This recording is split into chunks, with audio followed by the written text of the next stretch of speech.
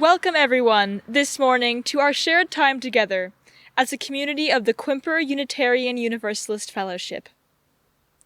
Today is our bridging service, and we shall sing, share stories, and celebrate this rite of passage as a community together as we pass into young adulthood. You will notice that we are outside today, and while our physical sanctuary can be found in Port Townsend, Washington, our love knows no borders, and we are glad to be made up of people from houses, parking lots, and hotspots near and far. Let us begin this day with a moment of centering, a breathe in to come into this moment, this time together, and a breathe out, and a breath out to release our distractions and worry. We are glad you are here.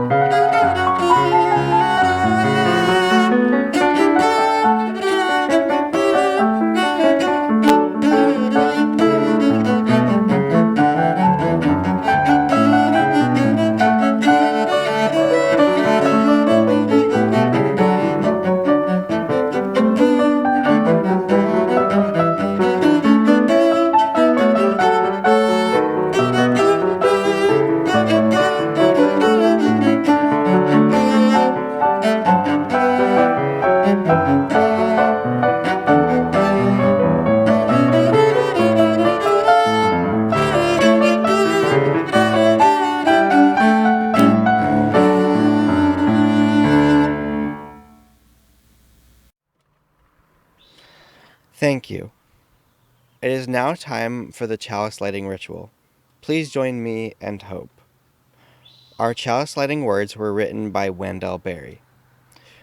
We clasp the hands of those that go before us, and the hands of those who come after us. We enter the light of the circle of each other's arms, and the large circle of lovers whose hands are joined in a dance, and the large circle of all creatures passing in and out of life, who move also in a dance, to express so subtle and vast that no ears hear it, except in fragments.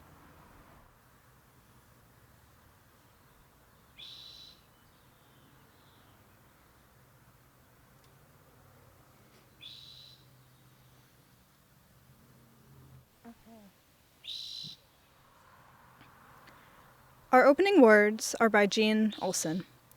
May you be brave enough to expose your aching woundedness and reveal your vulnerability. May you speak your deepest truths, knowing that they will change as you do. May you sing the music within you, composing your own melody. Playing your song with all your heart. May you draw, paint, sculpt, and sew. May you write, showing the world your vision. May you write letters, poetry, biography, slogans, graffiti, the greatest novel, laying bare your words to love and hate. May you love even though your heart breaks again and again. And until the end of your days, may your life be filled with possibilities and courage. Thank you, Hope. And now, welcome back to my home studio. I am personally so proud of each and every one of you. And I wanted to share this story this morning from Peter Reynolds. And it's a message for you as well as for each and every one of us. This is Be You. You are born to be so many things. My wish for you, no matter where your journey leads, is for you to always be you. Be ready to take that next step toward being an amazing human being. Be curious. Turn every stone, ask every why, and keep digging deeply. Discover your own answers. Be adventurous. Live a big life. When you are ready, step outside your comfort zone. Bravely explore new paths and see where they lead you. Be connected. Find kindred spirits. Be with those who make you feel like the real you. And be persistent. Keep going, never stop. Keep going, never stop. Keep going, never stop. Be different. Be silly, be quirky, be odd, be unique, be weird, be colorful. Be okay with being different. Be just the way you are. Be kind. Be understanding. Help those around you to be themselves. And listen. Then listen some more. Learn more about who they are. Be brave. Try new things. Take a deep breath and plunge forward into new experiences. It gets easier every time you try. Be your own thinker. Think for yourself and set your own unique course. It isn't always easy, but you'll be heading in the direction of you. Be okay being alone. Take time to be on your own. Hear your own thoughts, your inner voice. Listen to your heart. Be patient. Being more you takes time. Take a deep breath. Relax. Let your future unfold at its own pace. It will be worth the wait. And be okay reaching out for help. When you need a helping hand, a compassionate ear, an encouraging word, reach out. As you voyage out into the world, remember, no matter what, you will always be loved. You are ready. So go ahead. Be you. Be very, very you. what we'd like to do now is to acknowledge and welcome those of you who are visiting us this morning. You are invited to say hello in the comments section and tell us your name and where you're from. The chat section can be found below or to the right side of the video when it is out of full screen, and we'd love to hear from you. We also hope that you'll join us for our virtual coffee hour in our Fellowship Hall Zoom room. If you don't have that link, it will be posted in the chat section at the end of the service. And if you find this service useful or inspirational, hopefully both, please share the link with your friends and family. So welcome, everyone. We're glad you're with us today. It is now time for our offering. As it is the first Sunday of the month, we have our Hope offering, standing for Helping Our People Eat. And the money raised today goes to our local food pantries. If you'd like to donate to this cause, you have 3 options. You can text the amount you'd like to give to the number now showing at the bottom of the screen. You can go to QUF and click on Giving, or simply mail a check to QUF with Hope written in the memo line. We will now gratefully receive your offering as we enjoy Aimee Ringle's rendition of How Could Anyone by Libby Roderick.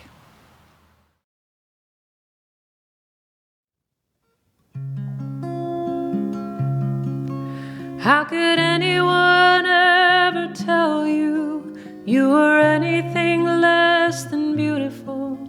How could anyone ever tell you you were less than whole? How could anyone fail to notice that your loving is a miracle? How deeply you're connected to my soul. How could anyone ever tell you you were anything less than beautiful? How could anyone ever tell you you were less than whole? How could anyone fail to notice that your loving is a miracle? How deeply you're connected to my soul. How could anyone ever tell you you were anything less than beautiful? How could anyone ever tell you you were less than whole? How could anyone fail to notice that your loving is a miracle? How deeply you're connected to my soul. How deeply you're connected to my soul.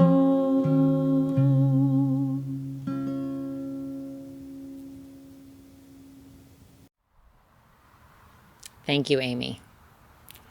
We will now share our joys and sorrows, recognizing that our personal joys and sorrows are but a fragment of the joys and sorrows of the larger community of life. And thus, we place this first stone, thinking in particular of those this month who may not be able to fully express their pride or be accepted for who they are or who they love. We place this first stone with care and commitment to work for you. And now within the congregation, we have a few birthdays to celebrate. We light a candle for Doug Pope, whose birthday was June 1st.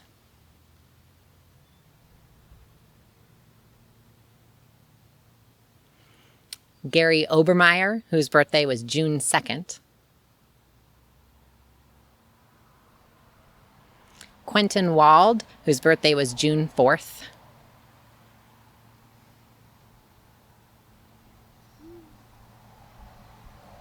And Sherry Madro, whose birthday is tomorrow, June 7th. And now we place a final stone, holding in our hearts the joys and sorrows I've just shared, but also thinking of such joys and sorrows among us that are unexpressed but of no less importance. I invite you now into a moment of silence, which will be followed by a musical response.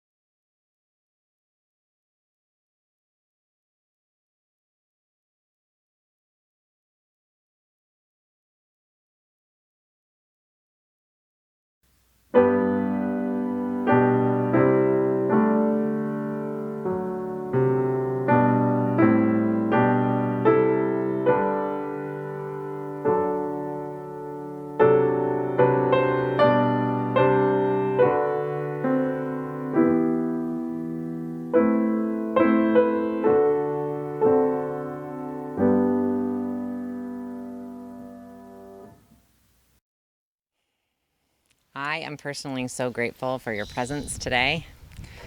This year has been a particularly disrupted one, I would say, in the paths of our traditions and ceremonies, and particularly for these kids today. Everything has needed to be reimagined and reconsidered, and I'm grateful to be able to celebrate this journey for our Bridgers and in our hearts. We gather in our religious community to honor and to celebrate the transition of these 6 youths as they move into adulthood. We are blessed to have their strands woven into our community, forever enriching us with their spirits. As a Unitarian Universalist bridging ceremony, this is a celebration of blossoming into adulthood. And it is not a farewell. This is our duty and honor to recognize each whole and holy and worthy person, to applaud their successes thus far, and to wish them happiness and satisfaction in what is to come. It is to make sure that they know that we are here for them and that we take seriously our responsibility to you.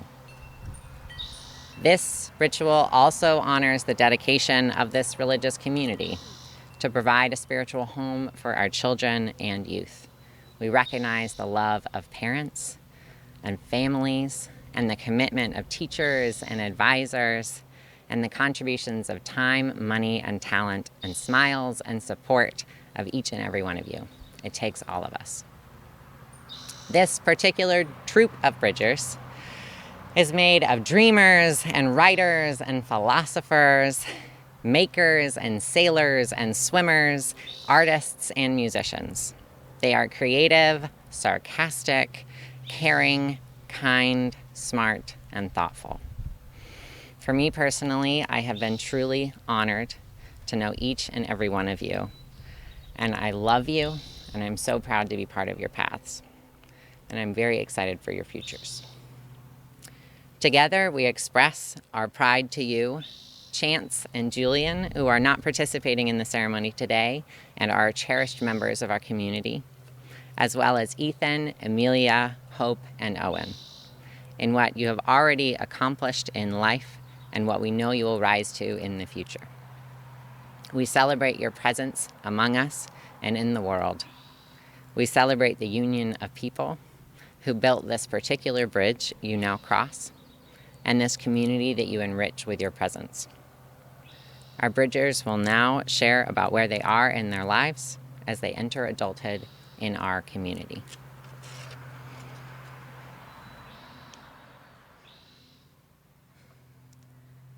The forests this time of year are budding green. In late afternoon, when the light turns golden and shines at just the right angle, the leaves go electric in the sudden sun. It's always best if it's just rained, one of those days where the sky is a patchwork of massive cotton ball clouds, and I feel like I'm standing in an Italian ceiling fresco. Hello, my name is Amelia Nunn. If I am to reflect on who I am at this time in my life, the answer is immediate. I am a writer. I have been for some time, and I don't plan to stop anytime soon. A major theme that appears in most of my work is a concept of interconnectedness. The existence of something, whether it be physical or supernatural, that binds the world together and gives it meaning. Over the years, this idea has appeared in my stories in many different forms.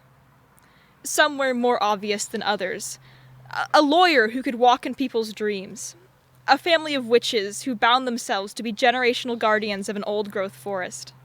An asteroid that had a soul, a deep and ancient power that reached out to touch the very bones of the people who lived on its surface. More recently, it has been in the way that I write about magic. I want magic to be real. I want there to be some kind of destiny laid out for me, carved into a stone tablet hidden underneath City Hall, or in a prophecy given by an augur who inhaled hallucinogenic volcano vent steam so that they could more easily speak with the gods. I think I put it best in a paragraph from a yet-to-be-published short story. Quote, I feel like saying you don't believe in fate marks you for some kind of greater cosmic joke. I would be lying if I told you I didn't honestly wish that fate was real. The incarnate hand of whatever god or deity reaching down to move our lives around. It would mean that we weren't completely alone, that there was some kind of greater meaning to our lives. I want to believe that there's a story to be told at the center of the universe, that there's these wax-cord threads that stretch and bind our hearts and souls, threading us through and pulling us taut. It isn't real, though. All we have is ourselves to guide us and hold us steady to the course we've set. I write again and again and again about this vision of the world in which everything living is bound by wax-cord strings that can only be seen if you look hard enough. My magic is a tether, tying together every beating, breathing, sprouting, growing pulse of life. It is a gentle, delicate thing. It is a balance because, as all you kids grow up hearing, the interconnected web of life requires you to give when you take, sow after you reap, deplenish what you deplete. I honestly do not think I would have this view of the world if I had not been a part of QUUF, and I am deeply grateful for it. I am indebted to this community, to the RE leaders, to the Sunday volunteer teachers, to the adults in this congregation who have offered up their time to mentor me, to be my mystery pal, and to help me see the place I live in a broader way. There is a genre of writing called magical realism, fiction in which the line between fantasy and reality are blurred.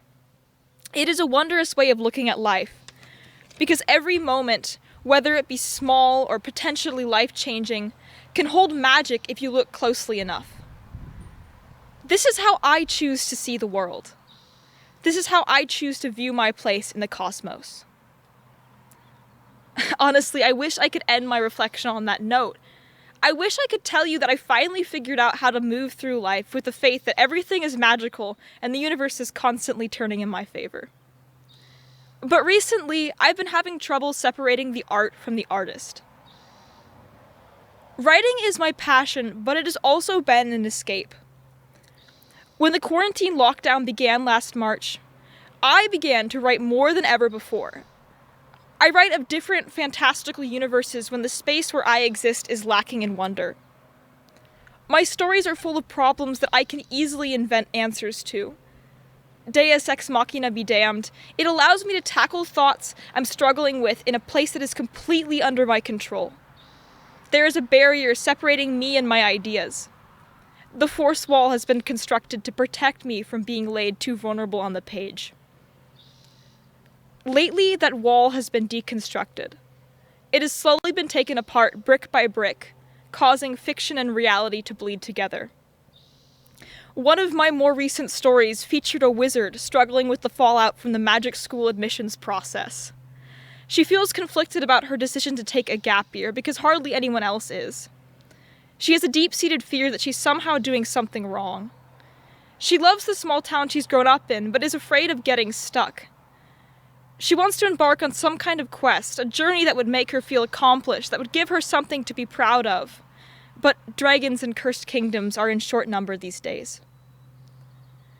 I have had to realize that writing can be an escape, but it cannot be a shelter. One cannot live their life in imaginary worlds, no matter how badly I want that to be true. I have to be willing to confront the fact that not all problems can be solved within a few pages. That some issues will take years, decades, even lifetimes to fix. Not all questions can be answered. Not all stories tie up in nice, succinct endings. I've been trying to figure out what kind of story I want for myself. I'm taking a gap year to work, to travel, and to get a chance to write something meaningful. I'm confident in my decision, but that doesn't mean that I'm not afraid. Life is messy. It isn't polished. You don't get to redraft your conversations. You don't get to just reach into the past and change something if it doesn't work out. You can't live in an imaginary world, but you can dwell in a real one. You can shape it. You can change it. You just have to be willing to confront the fact that being alive is challenging and isn't easy. You have to remember that it can be beautiful, if you just know where to look.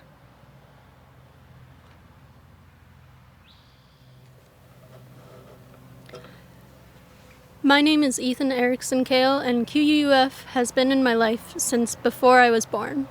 My family has been involved since the very beginning, and I believe that being part of QUF has aided in my becoming a kind and gentle and understanding person.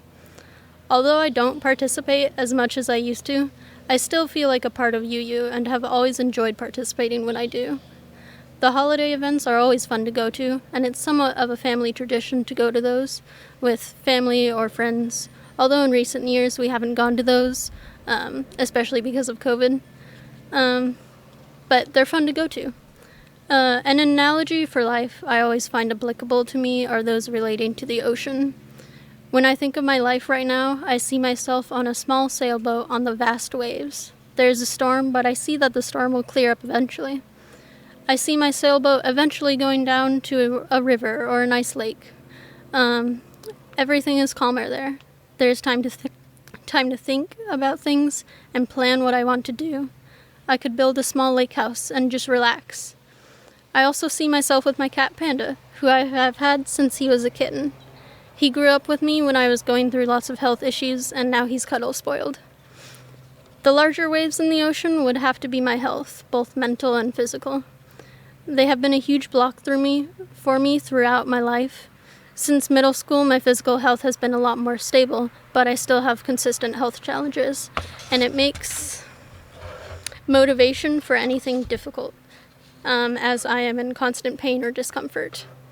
It sometimes makes me feel like I'm not capable of doing things, particularly physical activities, and being in constant pain is fairly overwhelming. But one positive thing is that I'm seeing a rheumatologist this next month to work on my health issues, and I'm currently doing physical therapy to strengthen my body. School has always been a fairly large wave in my ocean life. I am very much looking forward to being done, which is very soon. Life feels like a bit of an endurance test right now. How much can you take before you break kind of deal. I feel like once I'm done with school, I'll have more freedom to do what I want and much less stress. I'll have more time to discover and pursue hobbies and passions, and which is one of the reasons I am avidly looking forward to graduating.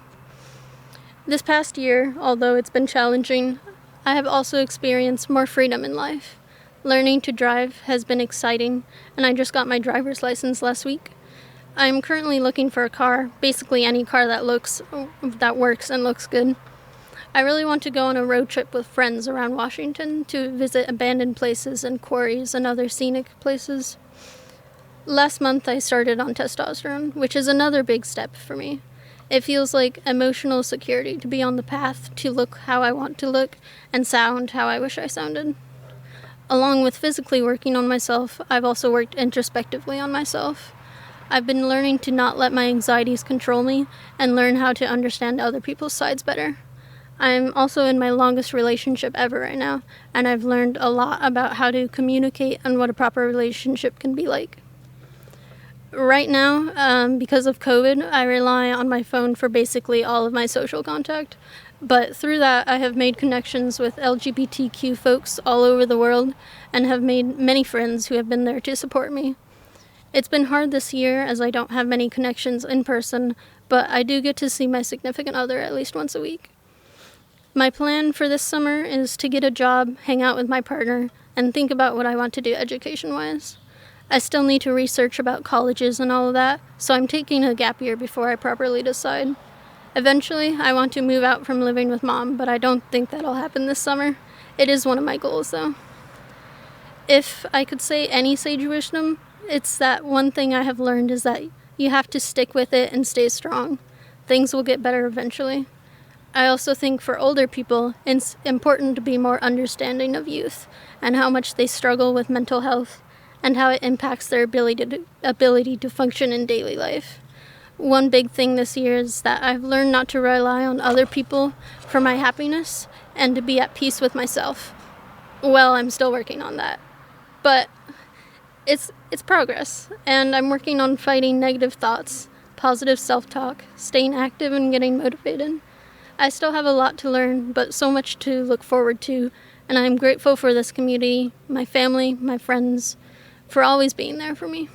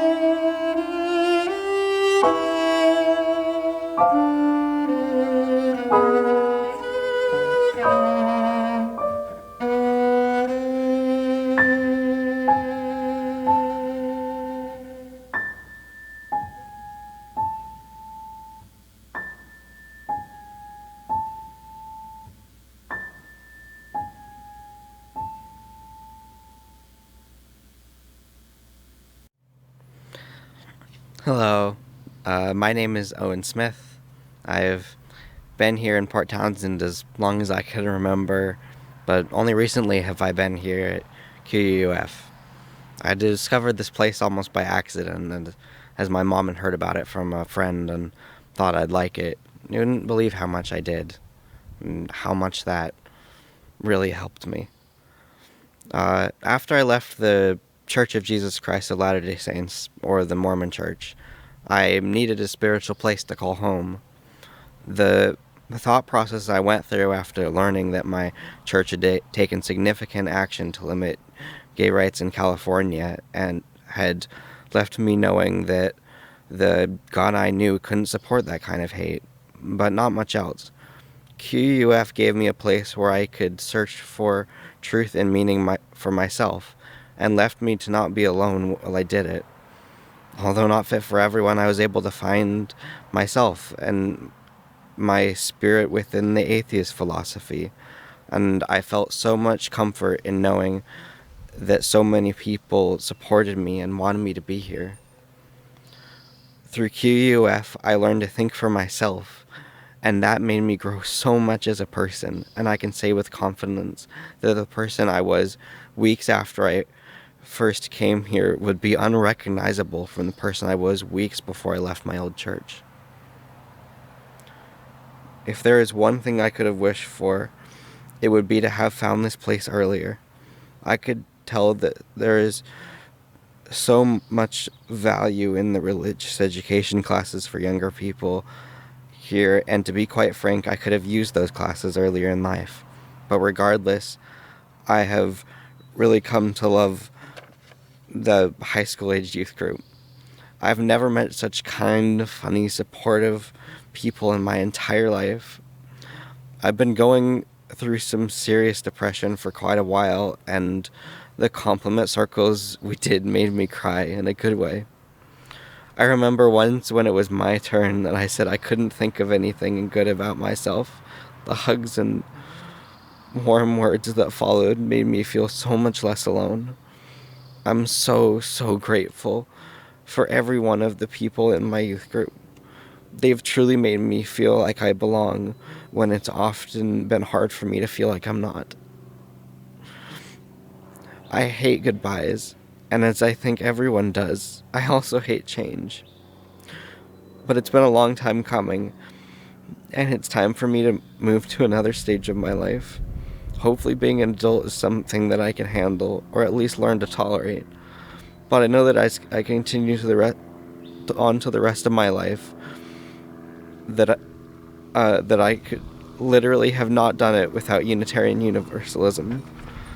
The congregation here at QUF, and my dear friends, and might I say family here in YRUU. This is, most of all, a love letter to you.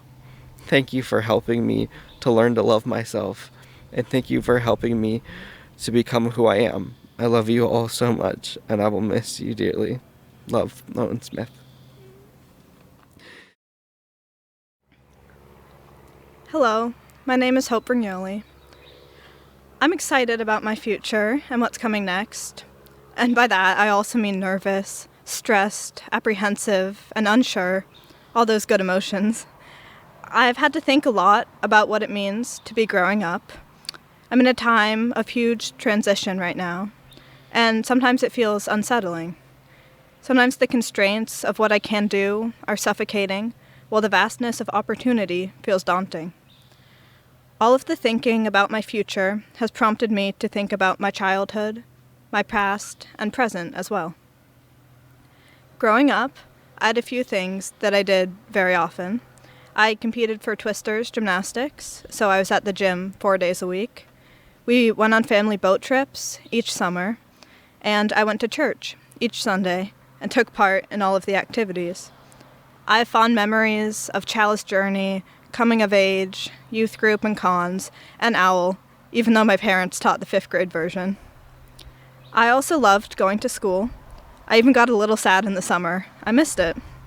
For as far back as I can remember, academics have played a starring role in the musical of my life.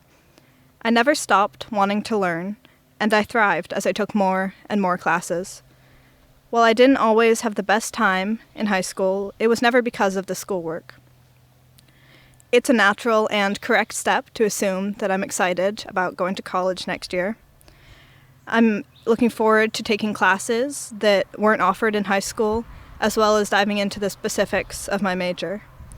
I'll be attending Western Washington University in the fall. I'm in the process right now of choosing a roommate, deciding about dorm room decor, and thinking about what classes I'll take. I'm also excited about my plan to major in political science. While I've been aware of politics since the 2008 election, my interest truly developed last year, in my junior year of high school. I had the combined experience of taking a U.S. Studies class with the best teacher I've ever had, and perhaps more influentially, watching Aaron Sorkin's television series, The West Wing. C.J. Craig, the fictional press secretary, played by Allison Janney, changed my life. I was inspired by the wit of the series, the relevance, even as I watched it, and the intellect. CJ specifically could solve problems while participating in the famous walking and talking, disarm opportunistic reporters, and frame words to perfectly represent the president. I realized, I want to do that. I want to be like her. Miss Craig now has the special distinction of having my favorite chicken named after her. I figure that's a start. I took this newfound interest and ran with it. I started paying more attention to current events and reading about politics. I also read the New York Times and listened to a copious amount of NPR. Lucky for me, my interest in politics has failed to fizzle. In my civics class, we just finished our Model United Nations unit, where I represented the nation of Lebanon. I loved it, which only affirmed my decision to major in poli-sci. While in college, I would like to get an internship with a local government official. I hope to work on campaigns and for elected officials in my life. My ultimate goal, however, comes back to the West Wing. My biggest dream is to work in the White House. This is most certainly a non sequitur, but I wanted to leave it to the end, because I'll most likely tear up during this part. My favorite thing to come out of my time at QUUF was my relationship with Kathy Francis. I met Kathy during coming of age. She was my mentor. I remember an instant connection. We even shared a chair within the first 2 minutes of meeting. We spent time together as part of the program and continued afterward. We hiked, walked, painted, and went out for my favorite lunch, French fries. I loved Kathy so much, and I always felt it reciprocated. She called me her mentee in introductions, bringing a smile to my face. Kathy met my family, including my dog, my grandmas, and my young friend who spent a lot of time at her house. We emailed often, and I cherish the handwritten postcards that I have. She sent me them from one of her trips to Santa Barbara. Kathy, as many of you know, passed away recently. It was the first time someone I really loved, really knew well, died. I don't exactly know what to say about it. I just know that when I thought about preparing for bridging, Kathy was the first to come to mind. I wanted to take time to express my gratitude for being paired with her and talk about the immense love I felt and still feel for her. I've been so lucky to grow up in this community that QUUF provided. I'm very thankful that my parents found it when I was young. I'm especially grateful for the time I've spent in youth group these past 4 years of high school. The sense of community I've found, the time I've been able to share with amazing, incredible youth and advisors is something that I truly cherish. A huge thank you goes out to Kathy Stevenson and Beau, who I can always turn to for love, support, friendship, and advice. I love and appreciate you both. While this marks the end of my bridging statement, I'm certain I will feel the impact that this community has had on me forever. Thank you all.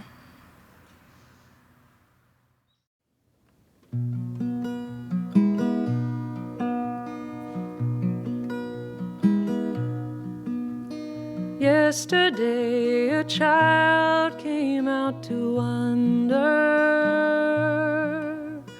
caught a dragonfly inside a jar. fearful when the sky was full of thunder, and tearful at the falling of a star. And the seasons, they go round and round, and the painted ponies go up and down. We're captive on a carousel of time. We can't return, we can only look behind from where we came, and go round and round and round in circle game. Then the child moved 10 times round the seasons, skated over 10 clear frozen streams. Words like "when you're older" must appease him, and promises of someday make his dreams. And the seasons, they go round and round, and the painted ponies go up and down. We're captive on a carousel of time. We can't return, we can only look behind from where we came, and go round and round and round in the circle game. 16 springs and 16 summers gone now. Cartwheels turn to car wheels through the town, and they tell him, "Take your time, it won't be long now, till you drag your feet to slow the circle down." And the seasons, they go round and round, and the painted ponies go up and down. We're captive on a carousel of time.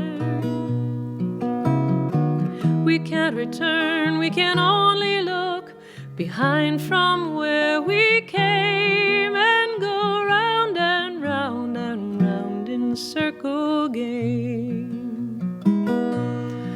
So the years spin by, and now the child is 20, though his dreams have lost some grandeur coming true. There'll be new dreams, maybe better dreams, and plenty, before the last revolving year is through. And the seasons, they go round and round, and the painted ponies go up and down. We're captive on a carousel of time. We can't return, we can only look behind from where we came, and go round and round and round in the circle game. And go round and round and round in the circle game.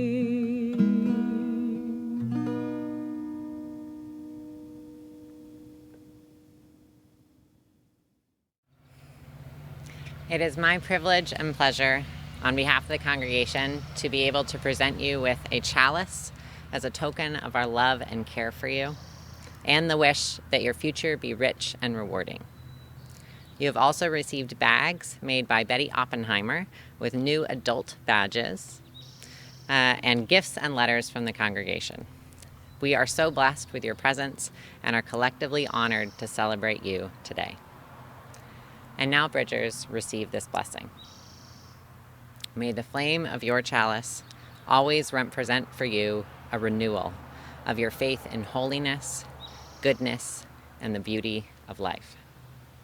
May it always be for you an affirmation of the way of the open mind and the full heart, And may this flame recall for you the deep wish of this congregation, that your life be filled to overflowing with love and joy. Amen, so may it be.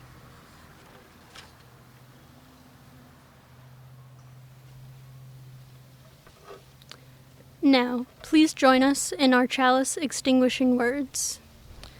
We extinguish our flame, but not the light of truth, the warmth of community, the fire of commitment, or the power of transformation. These we carry in our hearts until we are together again.